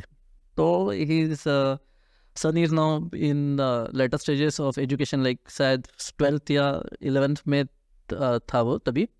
और जब भी वो शूज़ बाय करने के लिए गए थे तो एक बड़े से शोरूम में गए, और शोरूम में सर ने मेरे जो करीबी है उन्होंने एक्चुअली शूज़ उठाए, और शूज़ वॉज अबाउट 7-8 के कुछ शूज़ थे। साइमल्टेनियसली उनका बेटा भी एक्चुअली देख रहा था, he was eyeing A sports shoes, तो बेटे ने वो शूज़ उठाया और वो कुछ कॉस्टिंग देखा तो 3,500-4,000 के आसपास था। तो सर ने नोट किया, सर ने बिलिंग काउंटर के तरफ गए, एक आधे घंटे बाद वो सब खरीदी हो गई। तो उन्हें नोटिस किया कि बेटे ने जो उठाया था उसके हाथ में वो शूज़ नहीं है। तो उन्होंने पूछा उनके बेटे को कि मैंने ये लिया है, तुझे भी पसंद आया था, तूने क्यों नहीं उठाया? तो बेटे ने बोला कि नहीं, वो बहुत महंगा था और ये तो आपके पैसे है, तो मैं कैसे ले सकता हूँ। तो एक्चुअली ना ये इसके बाद में उन्होंने जो आंसर दिया, दैट ओपन माय आइज। उन्होंने आंसर दिया, ऐसे कैसे बोल रहा है कि ये मेरे पैसे है? नहीं, उसने बच्चे ने कहा कि नहीं, आप करते हो ये सब, बिजनेस करते हो, आप पेशेंट देखते हो, तो आपके वजह से तो पैसे आ रहे। तो वो उन्होंने आगे कहा कि अच्छा, अगर मैं ये सब करता हूँ और घर आने के बाद में अगर मुझे अच्छा खाना नहीं मिलता है तो मैं कर पाता था क्या? अगर मैं घर पे आने के बाद में एक ब्रैट लड़का जिसके बारे में मुझे हमेशा टेंशन रहता था, अगर वो ऐसा बच्चा घर पे रहता था तो मैं ये कर पाता था क्या? अगर मेरे जो फादर है उन्होंने मुझे नहीं पढ़ाया रहता अब तक तो मैं कर पाता था क्या? जो मेरे साथ टीम काम करी है, अगर उन्होंने मेरे एब्सेंस में ये सब नहीं करते थे तो मैं कर पाता था क्या? तो ये मेरे अकेले के पैसे कैसे हो गए? राइट। सो एक ही सिचुएशन है, एक ही सिचुएशन में दो लोग हैं। एक सोच रहा है कि सब कुछ मैंने बनाया है, सब कुछ मैंने बनाया, दूसरा एक बंदा है उसने ही बनाया है, लेकिन उसकी सोच डिफरेंट है कि सब लोगों ने मिलके बनाया है टीम में। सो मुझे लगता है कि this is where the answer lies. Right, I understood. Right. So actually ये my wife it is your support system. Yes, absolutely. और जो कुछ अभी मैं हूँ, it is because of my parents, it is because of my wife, it is because of my team, it is because of my gurus. जो भी मेरे साथ अभी है, they have contributed to my life, they have impacted my life, और उनके वजह से जो कुछ हुआ जो। Very good, very good. मतलब very nice, unexpected, very nice reply. Second चीज़ मैंने देखा है कि आपने भी लाइफ की जर्नी स्क्रैच से स्टार्ट की है। बहुत सारे लोग जो आपको जानते हैं वो सिर्फ आपको जानते हैं कि आप एक आयुर्वेदिक डॉक्टर हो, but apart from that I know you have बहुत सारे आपके बिजनेस हैं, और in terms of finance also you are very strong. मतलब इतना सब पैसा होने के बाद में भी आप एक सिंप्लिसिटी के साथ रहते हो, सबसे पहली चीज़ तो ये आप कैसे करते हो? Second cheese, apart from Ayurvedic doctor, what is your business and how you handle it? मतलब इतनी सारी चीज़ें आप कैसे हैंडल कर लेते हो? ये ना स्ट्रीट स्मार्टनेस हमारे दोस्त इसे कहते हैं, और ये कंपल्सन से अपने आप आ जाता है। जब भी I was in growing stage, तभी मेरे पास कॉलेज में एडमिशन लेने के लिए पैसे नहीं थे, और we were going through a very challenging phase financially. तो मुझे पता था कि मैं मेरे फादर से, मदर से, our family was not in that situation कि मैं उनसे पैसे ले लूँ या मांगूँ। तो तभी ही पता चला था कि फाइनेंशियल इनसिक्योरिटी या फाइनेंशियल लैक होता क्या है। तो तभी से इट वॉज वेरी क्लियर कि बाबा अभी इसके आगे अगर करना है तो I should not be burden on my parents. तो जब भी मैं 12वीं यानी 12th स्टैंडर्ड पास किया मैंने, तो आई स्टार्टेड फाइंडिंग अपॉर्चुनिटीज़। तभी मैं मोबाइल बेचता था। I was involve in two activities जहाँ पे मैं लैंड के ब्रोकिंग डील्स रहते हैं, वो कॉम्प्लिकेटेड लैंड, इसकी लैंड या अच्छा कोई गवर्नमेंट में आके बैठ के उधर कुछ ना कुछ पेपर्स निकालूँ, काम करूँ, दो पार्टीज़ है उनके बीच में कुछ ना कुछ सेटलमेंट करूँ। तो तभी से ही एक चीज़ करने का कंपल्शन थी था, क्योंकि we were fighting for survival. तो ये फेज में से fortunately I started with my journey. Simultaneously, I was being trained unconsciously in stock market. So, since 2003-4, I started learning about stock market. About stock market. I developed certain interest in the way technical analysis works and how it impacts. Technical analysis is one of the subjects where we can have gaze about market, और हम लोग stock market में बहुत अच्छे तरीके से investments या trading कर सकते हैं।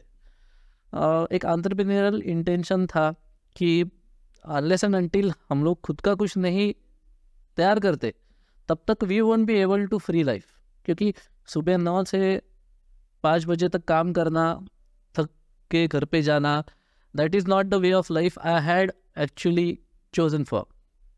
तो इसके वजह से सर्वाइवल था, फ्री रहने का था। There were certain values in my mind कि वो भाई इस तरीके से काम करना है without compromising any kind of ethics. जो वैल्यूज थे उसको अलाइन रख के मैंने काम चालू किया। We started with certain businesses. सबसे पहला business actually one of my most successful ventures was with my wife initially. और वहाँ पे हम लोगों ने एक छोटा सॉफ्टवेयर तैयार किया था, और it was software about ERP of schools. Okay. तो I invested in that company with whatever the pocket money I had, और जो मोबाइल बेच के और जगह डील करके, तो I invested in that company, और वहाँ से मैंने एग्जिट भी ले ली। Okay. Then we started with Ayurvedic manufacturing unit. आज के टाइम पे I am part of a big group. We do have 4 listed companies, and वो लिस्टेड कंपनीज में से जो हेल्थ केयर की एक वर्टिकल है, that is word wizard health care. I am MD of that, and we are doing absolutely great work, and future is absolutely bright in terms of the way we are going to actually contribute to society. Abhi tentatively we do have about 500 beds with us. 500 bedded hospital total मिलके है। more than 40 24/7 जो pharma stores रहते हैं वो है। we do have 2 Ayurvedic retreats. We do have more than 6 Ayurvedic centers, full-fledged Panchakarma units, और खुद के 2 मैन्युफैक्चरिंग यूनिट्स हैं in Kerala. And we are going to be someone who are going to actually create a huge value in terms of Ayurvedic market. Great. Yes, I have seen your portfolio. Like जो आप काफ़ी सारी चीज़ें करते हो, जैसे Ayurvedic medicine में भी आई थिंक सो बहुत सारी टाइप के मेडिसिन के आप मैन्युफैक्चरिंग करते हो, एंड वर्ड विजार्ड के अंडर भी आई थिंक सो बहुत सारी कंपनीज है और बहुत सारे अलग अलग काम में। Word wizard group is basically a very close group. It is being led by one of my brothers, Yatin Gupte, और Joy e-bike is the brand on which we are working. तो Word Wizard Innovation again it is the first listed company from our group. उसके बाद में 4 और companies listed हो गई, and I am one of the promoters of the group. हाँ, तो आप बहुत साइलेंट हो, जैसे लोगों को लगता है ये सिर्फ बस एक आयुर्वेदिक डॉक्टर है और जनरल वैसे ही सिंपल लाइफ जीते हो। इवन काफ़ी टाइम तक तो मुझे भी पता नहीं था कि आपकी लाइफ में आपके पास में क्या क्या है और आप क्या क्या बिजनेस करते हो। Like very simplicity. सो आप इस सिंप्लिसिटी को किस तरीके से कंसिस्टेंट रख रहे हो? कोई दिखावा नहीं है। बराबर। अभी कैसा है कि ये जिनको दिखना चाहिए वो दिखता है। रोल्स रॉयस की ऐड थोड़ी ना अपने यहाँ आजू बाजू दिखती है। जिधर रोल्स रॉयस की ऐड होनी चाहिए उधर उनको लोगों को दिखती है। राइट। आयुर्वेदिक के अंदर अगर किसी को भी जो भी बहुत सारे हमारी ऑडियंस रहेगी जिनको इन फ्यूचर में आयुर्वेद के अंदर जाना है, तो आयुर्वेद का अगर किसी को डॉक्टर बनना है या आयुर्वेद में अपनी फील्ड बनानी है, तो उसके लिए आप ऐसे कुछ पॉइंट्स, क्या पॉइंट्स है जो सजेस्ट करोगे कि अगर किसी को ये फील्ड में जाना है तो ये शुड फोकस ऑन दिस, ही और शी? शायद if I reframe the question, मुझे ऐसा लग रहा है कि शायद ऐसा पूछ रहे हो कि जो लोगों को आयुर्वेद एज ए डॉक्टर पढ़ना है उनके लिए what can be the message, right? So first of all my simple and clear message is कि आपको शास्त्र की प्रताड़ना नहीं करनी चाहिए। There are certain rules, there are certain eligibilities. आप 12th पास हो गए हो, आपने अच्छी पढ़ाई की है, इसके लिए अगर आप आयुर्वेद में आना चाहते हो then that is not just the criteria. Ayurveda में बहुत शास्त्र सम्मत बहुत अच्छे तरीके से एलिजिबिलिटी क्राइटेरिया दिए। गुरु कैसा होना चाहिए, उसी तरीके से शिष्य कैसा होना चाहिए। तो देयर आर सर्टन क्राइटेरियाज। जो कोई आयुर्वेद प्रैक्टिस करना चाहता है he should be very grounded. उसको खुद के एक्चुअली ट्रांजिशन को एक्सेप्ट करना चाहिए, क्योंकि 12th तक उन्होंने बहुत अलग तरीके से पढ़ाई की है, which is based on certain rational, which is based on western philosophy. अगर आप आयुर्वेद पढ़ने जा रहे हो तो ये पूरा रैशनली अलग है, राइट? तो ये ट्रांजिशन करने का और वो एक्सेप्ट करने का ओपन माइंडेडनेस होनी ज़रूरी है। सेकेंडली, अगर आप सिर्फ ये सोच से आ रहे हो कि ये आयुर्वेद आगे जाके बहुत अच्छे दिन आने वाले हैं या बहुत अच्छा तरीके का प्रोग्रेस हो रहा है तो बहुत पैसे मिलेंगे, so there is a high possibility that you are not going to be succeed. You need to be very clear कि ये शास्त्र है, ये शास्त्र का समझ आपको अच्छे तरीके से होना चाहिए। अगर आप आपके शास्त्र के प्रति बहुत ही प्रामाणिकता से आप प्रैक्टिस करते हो तो चीज़ें अपने आप आने लगेंगी। और you need to be very clear about the ethical way you are going to treat patients. अगर आपको पढ़ाई करनी है आयुर्वेद में, start implementing Ayurvedic life immediately from the day you decide कि आपको आयुर्वेद पढ़ना है. और ये आयुर्वेद पढ़ना ही it's more about implementing common sense in your life. जैसे मैंने आपको पहले बोला कि जो कुछ इंडियन कल्चर में रूटेड चीज़ें हैं, जो ट्रेडिशंस है, जो कुछ रिचुअल्स है, उसके पीछे सब आयुर्वेदी है. तो उसके पीछे का जो रीज़न है वो कॉमन सेंस है, जो रैशनल है वो समझ के लेना चाहिए. Start implementing that. कॉलेज के साथ में स्टार्ट अटेंडिंग क्लिनिक्स, वो एक्सपीरियंस से ही आएगा आपको.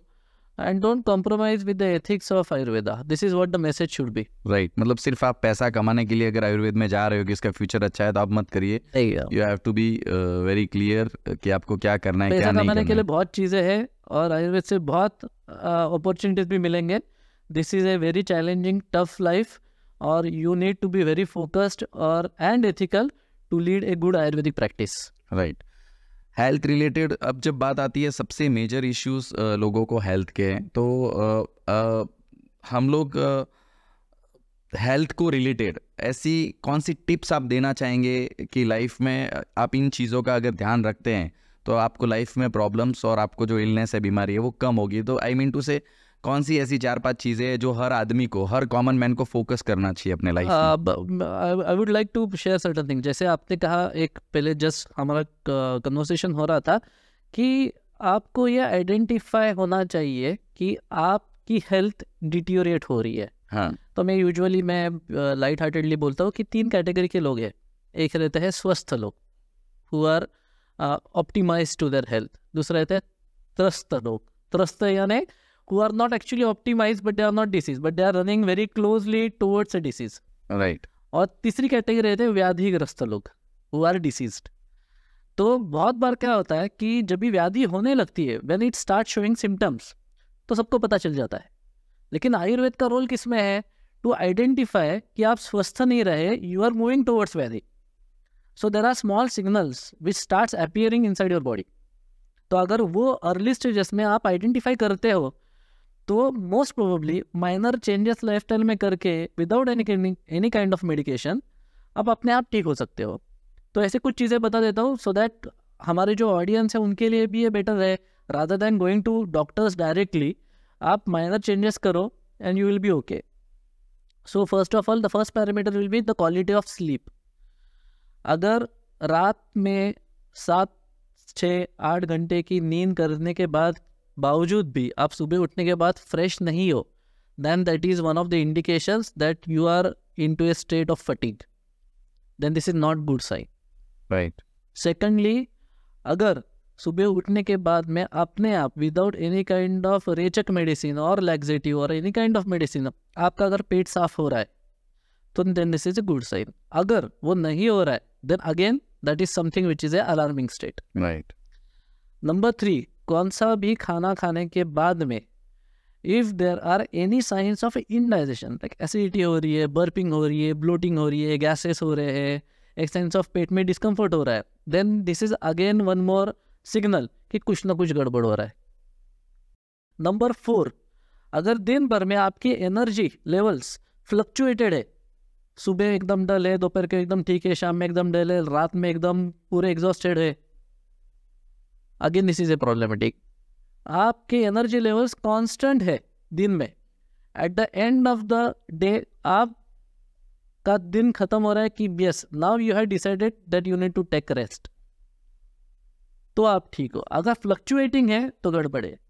एंड लास्टली, अगर यही फ्लक्चुएशंस आपके इमोशंस में आ रहे, ओके, एकदम खुश हो, एकदम आप डिप्राइव्ड हो of any kind of happiness, अगर आप बहुत एग्रीवेटेड हो, एक शांत हो जाते हो, then this is the 5th sign.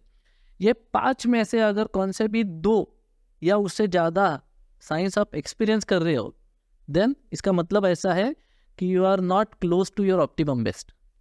Right. अगर एक कौन सा तो है तो ठीक है, then this is okay, this is manageable by minor corrections. लेकिन 2 से ज़्यादा है then immediately you need to start following Ayurvedic lifestyle. Right. जिससे आपको दवा के ऊपर डिपेंडेंट नहीं होना। राइट, मतलब अगर आप अभी से इन चीज़ों पे फोकस करते हो तो जो एलोपैथी का जो इमीडिएटली ठीक होने वाला सिस्टम है आपको वहाँ पे जाने की जरूरत नहीं पड़ेगी। Not only allopathy, any kind of medicine, even Ayurvedic medicine. क्योंकि इसे देखो कैसा है कि वैद्य या डॉक्टर का रोल है ना, उसकी इम्पोर्टेंट धर्म या रिस्पॉन्सिबिलिटी पेशेंट्स को मेडिसिन देना नहीं है। उसकी रिस्पॉन्सिबिलिटी है कि पेशेंट्स को जल्दी से जल्दी मेडिसिन से छुटकारा देना। राइट, ये एक समझ जो छोटी सी बात है वो बहुत बड़ी बात है। तो उसके लिए पेशेंट को क्या करना चाहिए? Our role and responsibility to educate patient कि आप बीमार कैसे ना पड़े। राइट, तो त्रस्त कैटेगरी में है तो स्वस्थ हो जाइए, आप व्याधिग्रस्त होने की क्या जरूरत है। Very good. आपसे आयुर्वेद के बारे में बहुत सारी चीज़ें हमने जानी, लाइफस्टाइल के बारे में चीज़ें जानी हैं, और it was very nice conversations की काफ़ी सारी चीज़ें लोगों को सीखने को मिलेगी इंटरव्यू से।